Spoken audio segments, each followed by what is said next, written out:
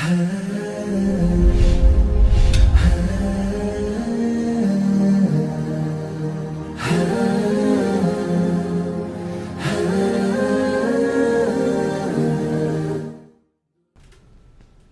alaikum. Alhamdulillah.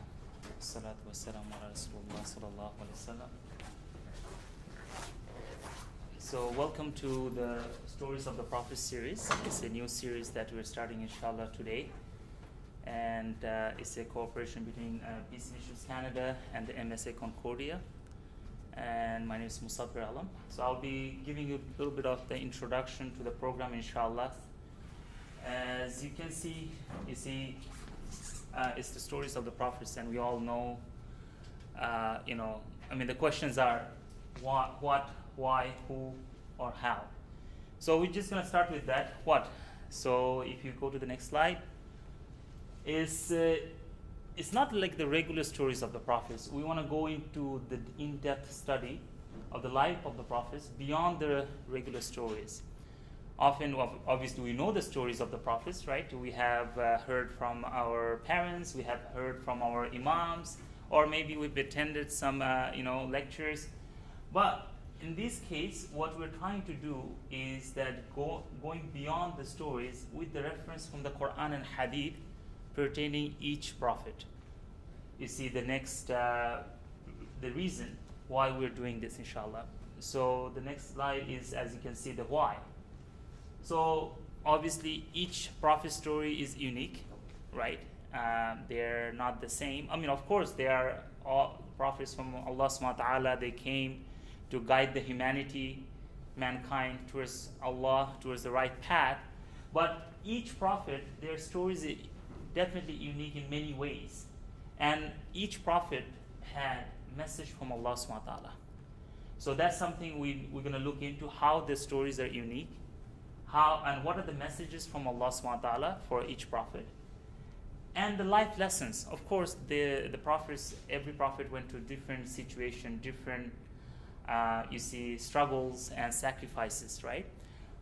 So there is a life lesson in it, and we want to explore those life lessons, and then we want to see how to imply that lessons in our lives, especially in the present context. Often there is a thing that all these prophets, they came back in the days, and time has changed, and we don't have there's no connection whatsoever. But that's not true, because these prophets, their efforts are universal. So were their messages, the messages they brought from Allah subhanahu wa ta'ala.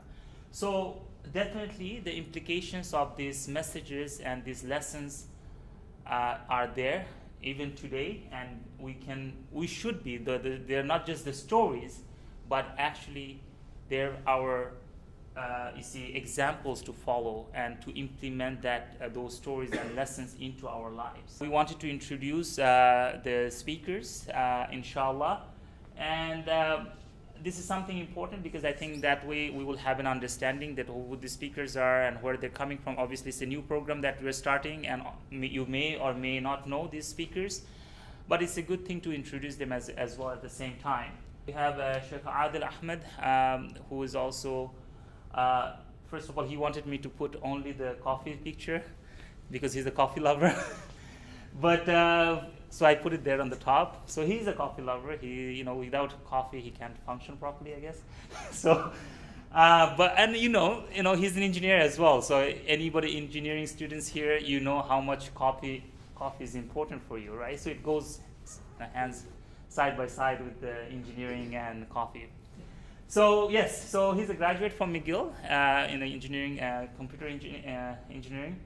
And then also he's done his studies. He's also a scholar. Just as a background, both his parents, they came from high. His father is an aeronautical engineer, and mother is a gynecologist, OBGYN.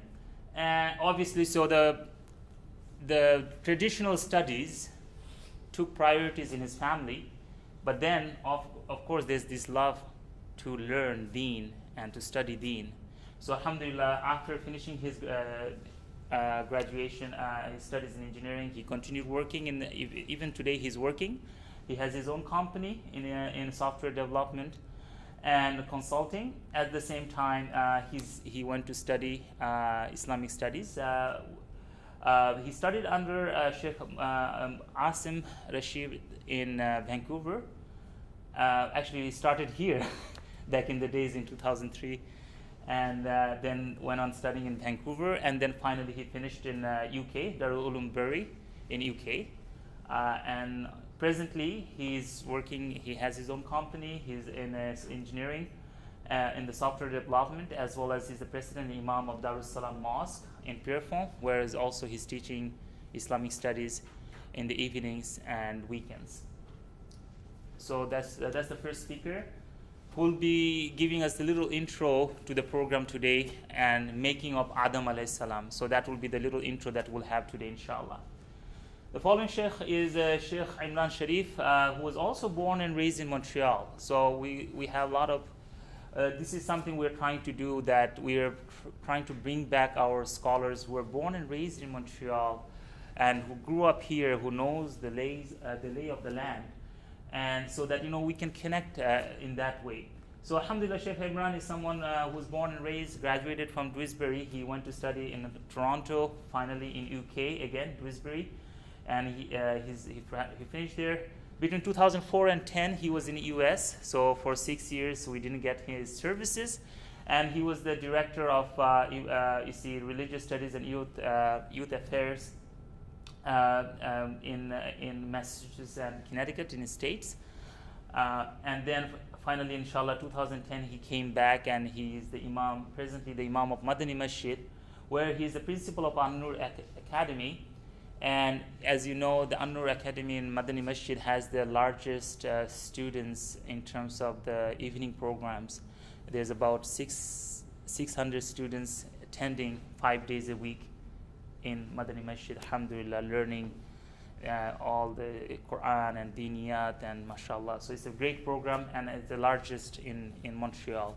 So alhamdulillah, he's the principal of that and also the imam. And then, inshallah, and also someone who's very active with the youth, mashallah, very active with the youth in our community. Then obviously, the next sheikh, who didn't want to put up his picture, which is okay. So he's an Hafiz and Alim. By the way, Sheikh Imran is also a Qari. If you have heard his recitation, he's one of the best Qaris in Montreal, probably. So inshallah, so that's something we're happy to have him with us. Of course, Mufti Millu Rab, who was raised here in Montreal, and he's Hafiz al-Quran, and as well as an Alim, and also he did his Ifta, the Mufti course, which is equivalent to, as you know, the PhD in Islamic Studies. And presently, he's a principal and instructor of Islamic Studies program at ICQ, Islamic Center of Quebec.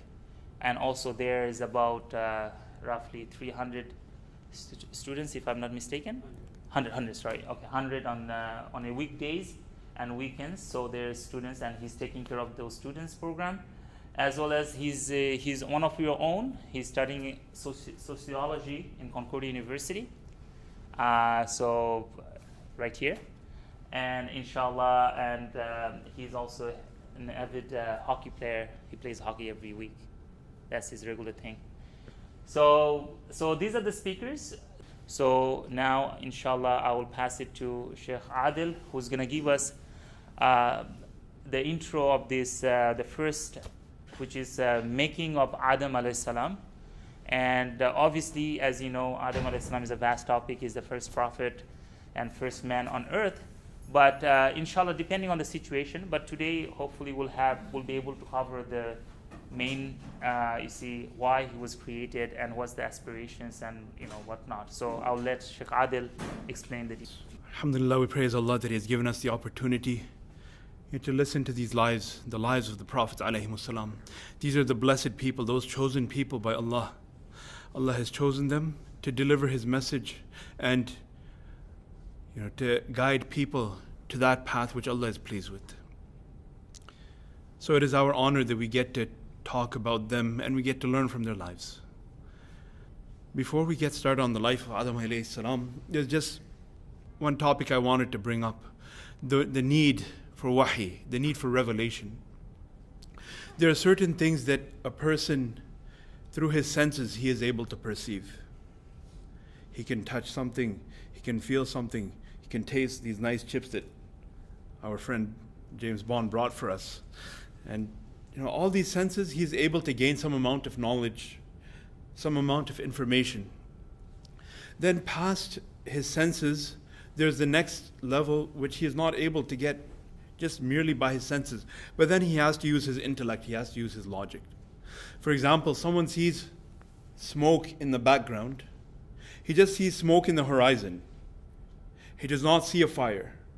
So his senses, they see the smoke, they smell the smoke, but he does not see a fire. But as the saying goes, wherever there's smoke, there's fire. So he must use his intellect to come to understand that behind this smoke or underneath the smoke, there's a fire that is burning. So this he is able to gather by using his intellect. What his senses could no longer tell him, but he used his intellect to figure that out.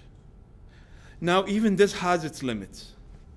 Now past this, a person, his senses cannot give him any more information, his intellect cannot give him any more information.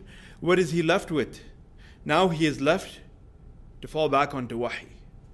Now he must go back to revelation and see and get that information which he is not capable of getting on his own. For example, a person goes to the pharmacy. He buys himself a bottle of Dimetap. You guys know Dimetap? Cough medicine? No? Maybe. And then someone else goes and he buys himself some Benadryl. So what's common between the two? Or what's different? They're both medicines, and actually the active ingredient in both the medicines is the same. The active ingredient in both the medicines is the same, but one is marketed as an antihistamine to stop allergies, to cut down the effect of the allergies, and the other one is marketed as a cough medicine. So the company that produced Dimetap, they wanted, when producing or when developing this compound, they wanted it to suppress the cough.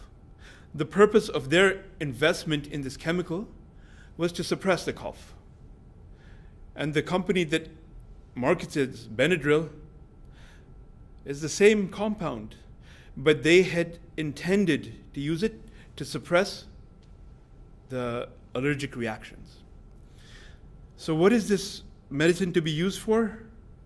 Well, it has both functions, possibly it can be for both functions, but the company that's marketing it has one intended use. So what is that intended use? It is not within its own capacity to figure that out. So like us, we can gather some information with our senses. There's some things which we will gather through our intellect. But there's certain things which we cannot figure out except through wahi. Why did Allah subhanahu wa ta'ala put us on the face of this earth? What does He want us to do? What is our objective in this world? Is it just to eat, sleep, and then repeat the cycle the next day until we enter our graves? So this wahi, this was something which was specific to all the prophets alayhimus salam. Only the prophets alayhimus salam received wahi, received this revelation. And there are certain modes through which wahi was revealed, which it came down to the prophets. This is, right now it's out of the scope of this discussion. But I just wanted to bring this point that, although we are, mashallah, we're sitting in an environment, in a location, a place of education, a place of learning. But part of learning is to know where my knowledge stops being applicable. There's a certain point where my knowledge is applicable, and after which my knowledge and the tools that I have gained are no longer applicable. Consider like a function in math where something becomes 0 divided by 0. Now I have to admit my function breaks down. I don't know what's going on there. I have to use other tools and techniques to find out. I'm going to go to limits, I'm going to go to calculus. But just doing 0 divided by 0, I'm not able to figure it out anymore. That's the limit of my knowledge. So the same way, our knowledge, although we are people of learning, people of education, we're learning the sciences, we're learning social sciences, law, and so on, but comes a point that my knowledge is not going to be of benefit anymore. Now I have to see what Allah has revealed to me. And this was the purpose of every single prophet, to bring this knowledge to us. So inshallah, starting with the story of Adam alayhi salam, we'll just mention a couple of ayat, mentioning the early part of Adam alayhi salam's creation. أعوذ بالله من الشيطان الرجيم بسم الله الرحمن الرحيم وإذ قال ربك للملائكة إني جاعل في الأرض خليفة قالوا أتجعل فيها من يفسد فيها ويسفك الدماء ونحن نسبح بحمدك ونقدس لك قال إني أعلم ما لا تعلمون وعلم آدم الأسماء كلها ثم عرضهم على الملائكة فقال أنبئوني بأسماء هؤلاء إن كنتم صادقين قالوا سبحانك لا علم لنا إلا ما علمتنا إنك أنت العليم الحكيم قال يا آدم أنبئهم بأسمائهم فلما أنبأهم بأسمائهم قال ألم أقل لكم إني أعلم غيب السماوات والأرض وأعلم ما تبدون وما كنتم تكتمون وإذ قلنا للملائكة اسجدوا لآدم فسجدوا إلا إبليس أبى واستكبر وكان من الكافرين صدق الله العظيم. So today, in our discussion on the creation of Adam alayhi salam, we'll look at a couple of things. Motive. What was the purpose for which Allah created Adam alayhi salam and put him on the face of the earth? And then we're going to look a bit about why the wisdom behind Allah's informing the angels of His decision that He would create Adam and He would put him on this earth. And there is a sense of superiority. Allah has made the humans possibly better than the angels. So we'll look at some of the means of this superiority of the humans over the angels. Then we'll look briefly into the manner mentioned in hadith, how Allah created Adam alayhi salam. And the last point which we'll conclude with is the sajda that Allah commanded the angels to make. So Allah's motive in creation of Adam alayhi salam, Allah says, وَإِذْ قَالَ رَبُّكَ لِلْمَلَائِكَةِ إِنِّي جَاعِلٌ فِي الْأَرْضِ خَلِيفَةً. Allah told the angels that I am going to place on the earth a khalifa, a vicegerent, a representative on the earth. So when Allah created Adam, He created him with the objective that He would make him a khalifa on the earth. So this is important for us. This brings up an aspect of qadr, of destiny. That although the means through which Adam alayhi salam came to the earth, was a slip-up that he made. It was a slip-up. But it was something which Allah had destined. Allah had told the angels that I am going to make إِنِّي جَاعِلٌ فِي الْأَرْضِ خَلِيفَةً فِي الْأَرْضِ, that on the earth I am going to make a khalifa. So from the start, it was predestined that Adam alayhi salam would be there. And what task or what responsibility did Allah want to give Adam alayhi salam? This task of a khalifa. So the khalifa is Allah's representative on the earth. And he is to establish the commandments of Allah on the earth. Now this topic of khalifa is it's a very detailed and it's a long topic, so we're not going to get into the depths of it right now. But basically, within the constraints and the limits that Allah has given this human being, Allah wants this khalifa to establish Allah's commands on the face of the earth. So Allah informed the angels that He was going to make a khalifa on the earth. So then when He informed them about it, then they said, أَتَجْعَلُ فِيهَا مَنْ يُفْسِدُ فِيهَا وَيَسْفِكُ الدِّمَاء وَنَحْنُ نُسَبِّحُ بِحَمْدِكَ وَنُقَدِّسُ لَكَ قَالَ إِنِّي أَعْلَمُ مَا لَا تَعْلَمُونَ. They asked that, are you going to place someone on the earth who is going to cause corruption in it and who will spill blood? While we are there, we are praising you. We are glorifying you, we are praising you. And now Allah tells them that I know what you do not know. So the angels, they were curious. They were curious to know why Allah would do that. There are those who would like to attribute to the angels rebellion. The angels do not rebel. Allah mentions in the Quran that they do what Allah has ordered to them, what Allah wants from them, and they only do what they have been ordered to do. So they're doing what Allah wants them to do, and they're doing nothing but what Allah wants them to do. There is no shape of rebellion in the angels. So this was out of curiosity that they asked, "Oh Allah, we are your ever grateful slaves. We are worshiping you. We are not involved in anything else. We do not even have any inclination to anything else. Why are you going to put on the face of the earth someone who's going to cause corruption, who's going to spill blood?" So then Allah told them that I know what you do not know. I know what you do not know. Sometimes the thought crosses our mind. We see one aspect of something. We see it, we look at a scenario in one aspect and we think that we've got the whole picture. But Allah knows something which many times we do not know. And the result which Allah gives is different than what we would have expected, or what we would have hoped for.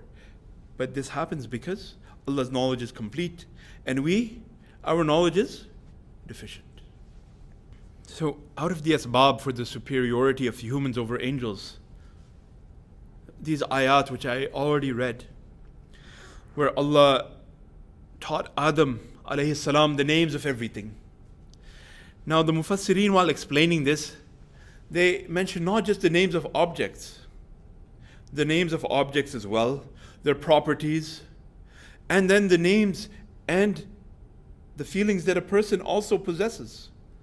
Such things like anger, jealousy, hatred, this desire to compete with one another. These types of things, they're not anger, jealousy, hatred, the desire to earn a quick buck. These things are not there in the angels. The angels are pure, they're sinless. As for the humans, we have these things within us. So Allah, through this knowledge which He bestowed upon Adam alayhi salam, this was one of the means of superiority. That right at the onset, Allah taught him some things. Allah taught him the names of these things. The name of everything. The name of everything. And then He told the angels, tell, what are these things? And they admitted their ignorance. قالوا سبحانك لا علم لنا إلا ما علمتنا إنك أنت العليم الحكيم. That we have no, you are pure from all faults. We have no knowledge except for what you have already taught us. Except for what you have taught us, we have no knowledge other than that. So this, previously we were talking about the angels and their motive for asking. They were not greedy for this power, they were just curious. And the proof of this is that when someone makes a mistake, someone who is honest, who is sincere in his asking, when he makes a mistake and he is given the correct answer, and he says, you know what, you were right, I was wrong. My bad. So the angels right away, they did not say, like Shaitan, he was not sincere in his questioning. He wanted to be the best. He wanted to be the top. Angels, they were curious. So this curiosity, from this honest and sincere curiosity, what can we learn? That the one who is honestly sincere, he is honest in his questioning, he is sincere for the sake of Allah. When a mistake is pointed out, he will admit, he'll say, my bad, I was wrong. So the angels had the sincerity in them. Second, the ulama have explained that there are many reasons Allah did not need to make mashwara with the angels. He did not need to take their consultation.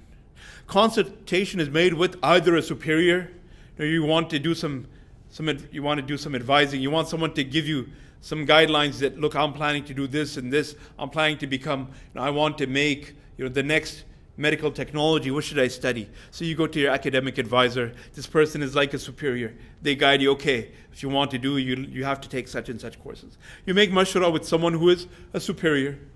Or we're all members of one group, so now we're asking each other, okay, so how do you think we should do this program? We're peers. But Allah has no peers and Allah has no superiors. So why is Allah showing this questioning? Why is He, He's presenting this to the angels? Just like Rasulullah sallallahu alaihi wasallam was not in need of making mashwara. his Sahaba radiallahu anhum mentioned that we have never seen anyone making more mashwara than Rasulullah sallallahu alayhi wasallam. Although if he wanted, Allah would give him wahi. Revelation would come to him. He would not need to ask anyone anything. He would say, I'm getting wahi, I'm getting revelation from Allah. Why do I have to ask humans like you who are full of faults? But Rasulullah sallallahu alayhi wasallam, he used to make mashwara. So one point that the ulama, the mufassirin bring up is that Allah subhanahu wa ta'ala, He presented this point to the angels so that this reinforces our, this idea in us that we should be making mashwara, that we should be taking counsel on all sorts of things. Allah is not in need, but He is showing this example to us. So us who are supposed to be representatives of Allah on the earth, we should follow in His example. So the first one was by means of knowledge. This was the superiority. One of the means of superiority of the angels. Second is that they obey Allah despite their desires, whatever is within them. A person, an angel, he has no desires for food. He has no desire for drink. He has no desire to get married. But these are all present within the human. A human is not free. A human, he sees, an appealing match. He wants to get married. He sees, some James Bond's fault, man. He's put these chips in front of me. It's distracting me. He sees some nice food. He feels hungry. He wants to grab a bite. I'm just messing around. So a person, he sees these things. Now this is the weakness within the human. This is the weakness within the human. These things are not there within the angels. But nonetheless, this human, he pushes himself. He exerts himself. He wants to look, but he lowers his gaze. He wants to eat. He says, you know what? Not right yet. Not right now. I'll take something that Allah has allowed for me. So because of all of these means, Allah has given him this degree of superiority over the angels. Now briefly, I think I'm pushing my time, so I'll cover it up quickly. How was human made? So there are different riwayat which come. One is that Allah took various forms of clay, and out of these He formed Adam Alayhi Salam. And to the extent that there were the different types of clay, like that came the different types of humans. And another riwayat brought by Ibn Kathir, both of these are mentioned by Ibn Kathir rahmatullah alayh, that Allah subhanahu wa ta'ala ordered the angels to go and to take the different types of clay. So first, He ordered, I believe it was Jibreel alayhi salam, I might be mistaken. The two angels, I'll get back to you on their names, slips my mind at this point. One angel, he went to take the clay, and the clay said, A'udhu billah, I seek Allah's protection from you. So the angel went back to Allah, said that it sought protection from me, so I did not violate this protection. Allah sent the second angel, and he went, and the clay, the earth said the same thing to him. Then Allah sent the angel of death. And the clay said, I seek Allah's protection from you. He said, I seek Allah's protection from going back to Him and not having done what He had asked me to do. So he took the different types of clay, and then he wet them. He brought them together, and he brought this back to Allah. And from this, Allah formed the human out of this clay. And these are not contradictory. Although these riwayat seem at the onset not the same, but they're not contradictory. A person will do something. Musabbir will say that, look, I organized this. Or the brothers of the MSA, brothers and sisters of the MSA will say, we organized this. And it's not incorrect that this program has been organized by them. They delegated tasks, and they did what they had to do in order to get it to run. It was not just one person who did everything, ran and bought the chips and opened the packs of chips and made James Bond, distract me with the food. Sorry, man, it's not going to be the end of it. There's going to be no end to this. But the one who ordered it, who's delegating the tasks, the credit can go back to him. He can say that I did this. So yes, Allah did create the human through various types of clay. The mechanics is that the angels came, they brought it together. And then in the riwayat of Bukhari, where on the day of judgment, everyone is going back. They say that, let us go and seek shafa'ah. Let us go and seek the intercession of Adam alayhi salam. So they say, Allah formed you with His own hands. So yes, this is also mentioned in the riwayat of Bukhari. So all of these riwayat, they can be reconciled like this. That yes, Allah is the one who delegated the tasks. The angels are the ones who carried it out. Once they brought the clay together, then Allah formed Adam alayhi salam with His own hands. And then after that, Allah blew the ruh, the soul, into Adam alayhi salam. And last point we want to touch in this introductory session about the prostration, the sajda to Adam alayhi salam. وَإِذْ قُلْنَا لِلْمَلَائِكَةِ اسْجُدُوا لِآدَمَ فَسَجَدُوا إِلَّا إِبْلِيسَ أَبَى وَاسْتَكْبَرَ وَكَانَ مِنَ الْكَافِرِينَ. That Allah ordered the angels to make sajda to Adam alayhi salam. Now, this is not a sajda of ibadah. This is not a sajda of worship. They are doing what they are told to do. That's it. This is a sajda of ita'ah, a sajda of obedience. That they are doing just what they have to do. Umar radiallahu anhu used to tell the Hajr al-Aswad that I know that you are a stone, you do not benefit, you do not harm. Had I not seen Rasulullah sallallahu alaihi wasallam kissing you, I would not have done so either. We make sajda in the direction of the Kaaba. This Kaaba is not Allah. It possesses no power inherently to benefit or to harm us. Yes, Allah has put these qualities within the Hajar al-Aswad that, our sins are forgiven through it. And it has its virtues. But the Kaaba in itself is a structure. Why do we make sajda towards it? Because Allah has ordered us to do so. We are obeying Allah. We are worshipping Allah by doing what He has told us to do. He tells us to make sajda to it. We make sajda to it. So as He told the malaika, the angels, to prostrate to Adam alayhi salam, they did so. Shaitan refused. He was not one of the angels. In Arabic we call this istithna or mustathna munqati'. That exception where we are excluding something which was never part of the group in the first place. You say that the people left the classroom except for Adil. The students, Concordia students. Or the students left the classroom except for Adil. Yeah, I'm not a student. But I was with you. I was considered sort of part of you because of my association with you. But I'm not actually one of the students. So you would still say, yes, the students left except for Adil. Because I was associated with you in some way. But not because I'm a student. So in the same way, Shaitan used to be with, Iblis used to be with the angels.